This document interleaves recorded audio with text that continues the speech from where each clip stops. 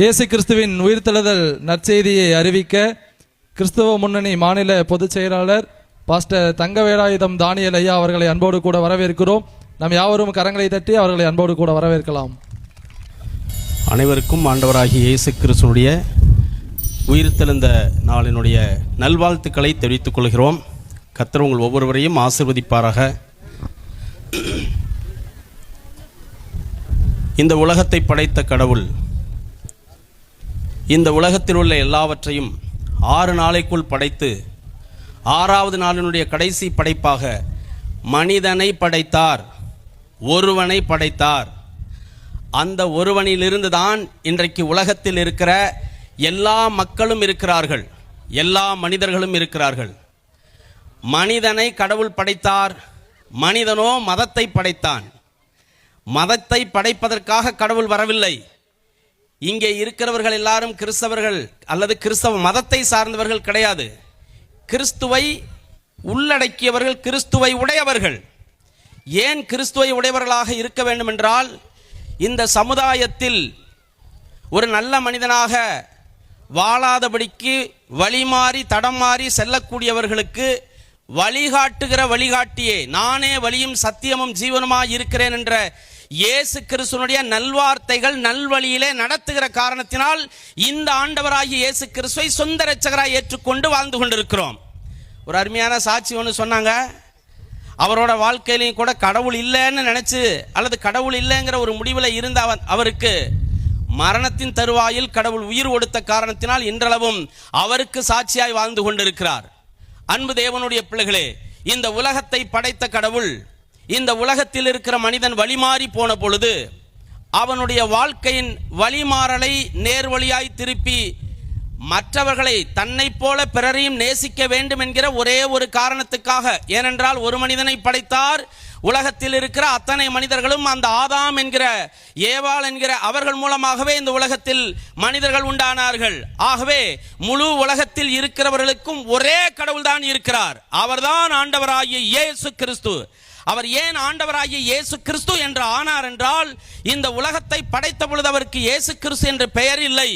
இந்த உலகத்தை படைத்ததே எதற்காக என்றால் மனிதனுக்காக படைத்தார்.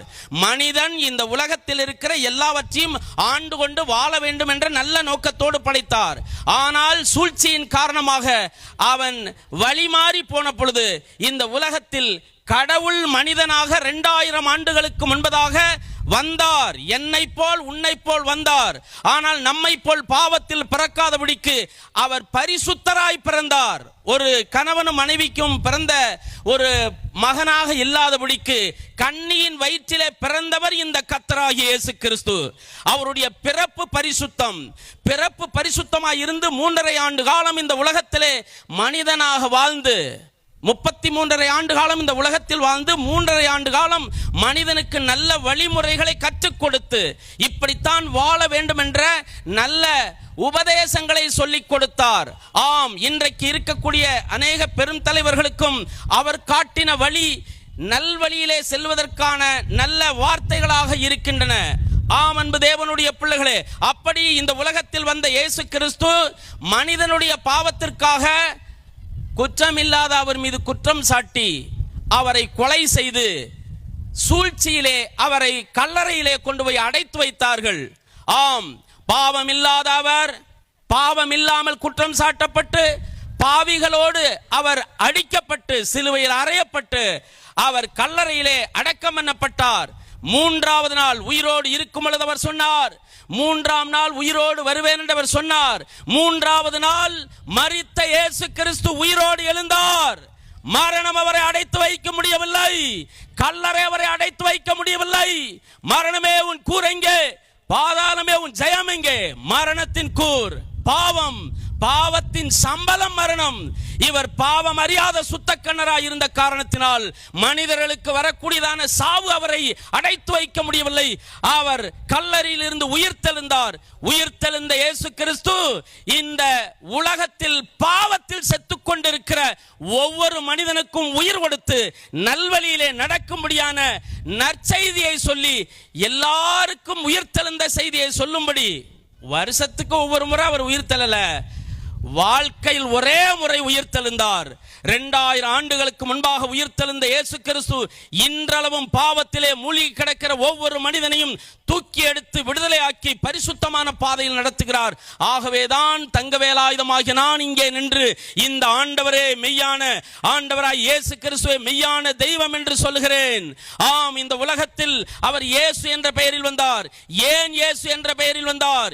யார் யார் அவரை நம்புகிறார்களோ, யார் யார் அவரை விசுவாசிக்கிறார்களோ, யார் யார் அவரை விசுவாசித்து ஏற்றுக்கொள்கிறார்களோ அவர்கள் எல்லாருடைய பாவங்களை நீக்குவதற்காகவே அவருக்கு இயேசு என்று பெயரிடப்பட்டது.